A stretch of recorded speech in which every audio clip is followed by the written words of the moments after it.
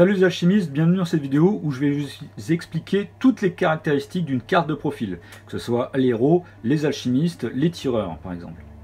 Donc on va avoir aujourd'hui une carte de jeu et vous expliquer un petit peu tout ce que constitue une carte de jeu, toutes les explications. Donc bien sûr ici vous avez bien sûr le concept ou la photo en fait de la figurine que vous allez jouer. Ici son nom, donc là en l'occurrence bien sûr c'est un héros. C'est un héros, alors je vous renvoie à la vidéo précédente sur la constitution des troupes. Un héros en fait ici n'a pas de nombre de recrutement, c'est à ça qu'on le reconnaît. Donc ici bien sûr le nom de la figurine, les points de vie, l'esprit, le réflexe, le combat, la défense, ici le nombre de points d'action que possède la figurine, ses valeurs de mouvement, les compétences et la table de dommages. Et au dos, on retrouve le nom de la figurine, les symboles de faction dans laquelle elle peut être recrutée, le nombre de points que coûte la figurine et ici l'explication des compétences. Voilà, donc on va voir un petit peu tout ça. Alors les points de vie, comme vous voyez, il y a des points de vie blancs, jaunes et rouges qui vont correspondre, alchimie, si vous connaissez bien sûr, c'est se joue avec trois types de dés différents, les dés blancs, les dés jaunes et les dés rouges. Et donc bien sûr, à chaque fois en fonction de l'état de santé de la figurine, vous allez jouer avec les dés correspondants. Si votre figurine est blessée, qu'elle prend des dommages, par exemple ici, par exemple ici, il prend 3 dommages, il passe en état jaune, et bien je jouerai avec les dés jaunes. Si de nouveau il est blessé et qu'il perd tous ses points jaunes, et bien il joue ensuite avec les points rouges. La lecture se fait bien sûr tout le temps de la gauche vers la droite. S'il est blessé, voilà, il prend 2 dommages, il est ici toujours en blanc. S'il prend de nouveau 2 dommages, on coche les 2 cases ici, voilà, il passe en jaune. Voilà, donc ça bien sûr c'est l'état de santé. Et bien sûr si tous les points de vie sont retirés, la figurine est retirée du jeu, elle est considérée comme, comme tuée ou endommagée ou bien KO. Et donc on retire la figurine du jeu, donc une fois que toutes les cases de vie sont retirées. Donc ici en blanc, voilà la caractéristique, c'est l'esprit. Donc ça, à quoi ça va servir? Ça va servir lors des jets d'initiative du tour. Vous allez pouvoir lancer 2D, 3D ou 4D. Donc ça, je rappelle, en fait, il y a des systèmes de dés bonus-malus. Au maximum, vous allez lancer 4D et vous retiendrez toujours 2D que vous allez ajouter en fait à votre valeur d'esprit. Et le joueur qui fait le plus au niveau de la valeur entre les dés plus la valeur d'esprit, le jet, celui qui fait le plus haut jet en fait décidera s'il prend la main ou il laisse la main pour le tour. Sachant que je rappelle, Alchemy c'est un jeu en activation alternée, c'est-à-dire je joue une figurine, tu joues une figurine, enfin on dirait plutôt une carte, tu joues une carte, je joue une carte, etc. Voilà. Ça va servir à ça, et puis ça va servir aussi quelquefois à certains jets durant le tour. Par exemple, il y a des figurines qui ont des compétences, par exemple l'effrayant. Il va falloir passer, faire un jet d'esprit pour éviter d'être effrayé. Donc voilà, il y a quelques caractéristiques comme ça, des compétences qui vont servir, ou des fois vous allez devoir faire des jets de caractéristiques de l'esprit pour éviter d'avoir des effets adverses. En bleu ici, c'est le réflexe. Ça va servir lors des combats. Lors des combats, par exemple, vous allez pareil faire ce qu'on appelle un jet de réflexe en opposition. Vous allez jeter 2D, 3D ou 4D toujours avec avec votre score votre chiffre en fait de réflexe. Ça va vous donner un score. Votre adversaire va faire de même et celui qui fait le plus haut score, va frapper en premier. Voilà, ça va servir principalement à ça. Il y a quelquefois aussi des jets de réflexe dans d'autres choses, pareil, par rapport à des compétences adverses ou ce genre de choses. Ici au centre, c'est les points d'action que possède la figurine par tour. Donc il y en a 2, 3 ou 4. 2 c'est généralement les troupes, 3 c'est les alchimistes ou bien les troupes élites, ou quelquefois certains héros aussi qui ont 3 PA. Et 4 PA c'est principalement que les héros. Je n'ai pas en tête une figurine élite qui coûte 4 PA. Donc il n'y a vraiment que les héros qui ont 4 points d'action. Ici à droite c'est la valeur de combat de la figurine.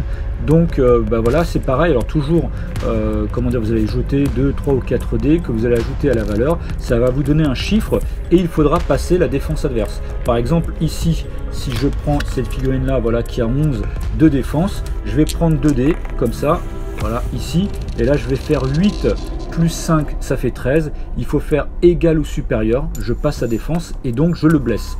Voilà, donc et ça je vais y venir un petit peu après. Donc là, comme je l'expliquais, la valeur de défense, donc ça c'est le chiffre à atteindre pour votre adversaire s'il veut vous blesser bien sûr. En dessous, c'est les valeurs de mouvement de la figurine, donc la première c'est la marche, la deuxième c'est la charge et la dernière c'est la course.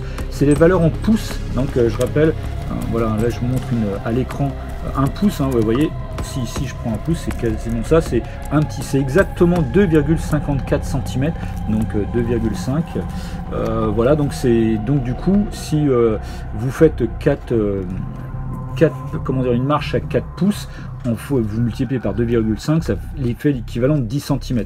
Voilà, donc 4 pouces, je vous montre ici à l'écran, vous voyez, en fait, voilà, ça fait vous déplacer de la totalité de ce mouvement. Donc la charge à 6 pouces et la course à 10 pouces. Voilà, ça c'est les valeurs de mouvement de la figurine. Certaines sont en 5, 7, 12, certaines ont du 6, 9, 15. Par exemple, voilà, je prends, voilà, chacune en fait a ses valeurs un petit peu différentes de mouvement. Donc ici après la taille de la figurine, donc ça va servir en fait, il y a des figurines qui font taille 1, taille 2 ou taille 3. Voilà, principalement je dirais à 90% les figurines font taille 2 et c'est ce qui va permettre en fait de tout ce qui va être en phase en fait avec les lignes de vue. Par exemple, une figurine taille 2 ne voit pas à travers une figurine taille 2. Donc si par exemple vous avez plusieurs figurines taille 2 qui sont alignées, que vous êtes d'un autre côté et que votre figurine que vous voyez est de l'autre côté, eh bien vous ne la voyez pas à travers un décor de taille 2, un décor de taille 3, etc. etc. Donc l'information de la taille de la figurine pour les lignes de vue. Donc ici, comme j'expliquais, les compétences qui sont expliquées à chaque fois au dos de la figurine. À chaque fois, on explique quelle est la compétence. Voilà, il suffit de retourner la carte. Et puis ici, la dernière chose, l'information de la table de dommages. Donc, comme je montrais tout à l'heure, quand cette figurine Leaping tapait en fait sur l'onde de la garde Cobra. Donc, je rappelle, j'avais ajouté 8 plus 5, ça fait 13. Il faut faire égal et supérieur à 11 pour passer la défense. Et en un seul jet de dés, je sais si je passe la défense et le nombre de dommages que je fais. Je fais une masse et une épée. Masse épée, je lui fais 3 dommages. Donc du coup, voilà, 3 dommages. Je prends le feutre. Hop. Et ici, la figurine perd 3 dommages. 1, 2, 3. Voilà. Donc c'est assez immédiat, vous voyez, en fait, en un seul jet de dés, je sais si je passe la défense et le nombre de dommages que je fais à la figurine. Donc voilà pour la présentation de la carte. On va voir maintenant d'autres petites particularités. Je prends ici le cas d'une carte multifigurine. Donc pourquoi multifigurine? Parce qu'on peut recruter 2 figurines sur une seule carte. Chacune va coûter 15 points. Vous voyez, donc là, si je veux prendre 2 miliciens lanciers, eh bien ça va me coûter 30 points au niveau du recrutement. Et chacune, en fait, aura sa ligne de vie. Voilà, j'aurai 2 figurines, chacune aura sa ligne de vie, chaque figurine est indépendante, chacune aura 2 points d'action, bien sûr toutes les mêmes caractéristiques, elles ont toutes les 2 aussi son esprit, 2 en réflexe, 3 en combat, 10 en défense, les mêmes valeurs de mouvement, les mêmes compétences, chacune la même table de dommages, simplement en fait chacune a sa ligne de vie. Donc voilà, ça c'est dans le cas d'une carte multifigurine. Autre particularité en fait pour les tireurs, eux ils ont 2 informations supplémentaires. La première c'est ici l'arme qu'ils vont utiliser. Voilà, donc là dans le cadre du milicien archer il a un arc. Il y a 2 valeurs. La première c'est la force de l'arc, donc ce qui est équivalent on va dire au combat. Donc s'il tire avec son arc il aura 3 en tir. Et ici c'est la valeur de distance à laquelle il peut tirer. Donc là il peut tirer jusqu'à 30 pouces. Voilà. Donc, et puis dernière chose, il a la table de dommages au corps à corps, qu'on voit bien comme la carte que j'ai montrée précédemment, vous voyez, avec le petit symbole des épées. Et par contre, ils ont une deuxième information, une ligne de dommages pour le tir. Voilà, donc une ligne pour le corps à corps et une ligne de dommages pour le tir. Bon, voilà un petit peu la particularité pour les tireurs. Et dernière chose maintenant, ce sont les cartes des alchimistes. Donc voilà, il y a des petites particularités en plus. Les alchimistes, à quoi on les reconnaît? Eh bien, parce que ici, ils ont des petits symboles, vous voyez, que l'on n'a pas normalement sur... je remonte la carte précédente de Leaping. Vous voyez, là, lui, il n'a pas de 1, 2, 3, 4 autour du cercle des caractéristiques, alors que là, on voit bien 1, 2, 3, 4. Voilà. Et ça, c'est pour les niveaux de concentration. Les alchimistes vont pouvoir se concentrer. Et donc à chaque fois, à chaque niveau de concentration que vous allez passer, vous allez pouvoir entourer. Donc là, par exemple, si je dépense un point d'action pour concentrer l'alchimiste, et bien voilà, je vais encercler ici le chiffre pour dire que je suis concentré 1. Si je dépense un deuxième PA, et bien voilà, je suis concentré 2. Donc c'est à ça que sert les chiffres 1, 2, 3, 4 pour savoir à quel niveau de concentration est la figurine. Et à quoi ça va servir? Eh bien c'est justement, les alchimistes ont aussi une carte de formule, voilà, où il y a plusieurs informations. Donc ici bien sûr on a le rappel du nom pour bien se rappeler, enfin pour bien trouver la correspondance entre la carte de formule et à quel profil il appartient. Ici à chaque fois on a le nom de la formule, donc par exemple ici influence du vent, avec un petit chiffre 0, ou bien par exemple ici pour la bourrasque violente on a 2, et ça c'est justement le niveau de concentration requis pour lancer la formule. Pour lancer influence du vent, il n'y a pas besoin d'être concentré puisqu'il faut être concentré 2, enfin pardon 0, et bourrasque violente, il faut être concentré 2, donc il faut obligatoirement que j'ai le deuxième niveau de concentration. Si je n'ai pas le deuxième niveau de concentration, je ne peux pas lancer cette formule. Ici ensuite, on a un R, donc c'est le nombre de composants requis pour lancer la formule. 8P, donc c'est la distance à laquelle je vais pouvoir lancer la formule, donc 8 pouces. Alors ici c'est une ancienne carte, c'est la carte, enfin il y avait cible et auto, parce qu'il y avait des formules qui étaient cible et auto, mais je rappelle qu'en V2 les formules seront toutes automatiques, donc sur les cartes qui seront révisées, vous n'aurez plus cette information cible, il n'y aura plus du tout, de toute façon ça sera automatique. Ensuite, vous avez ici l'explication de la formule, ses effets, ce qu'elle fait, etc. Les améliorations de la formule, voilà. Et puis là, par exemple, sur cette carte de formule, l'alchimiste a 2 formules différentes. Et puis aussi en dessous, dernière chose, eh bien, c'est les ressources alchimiques, donc les pierres et les composants.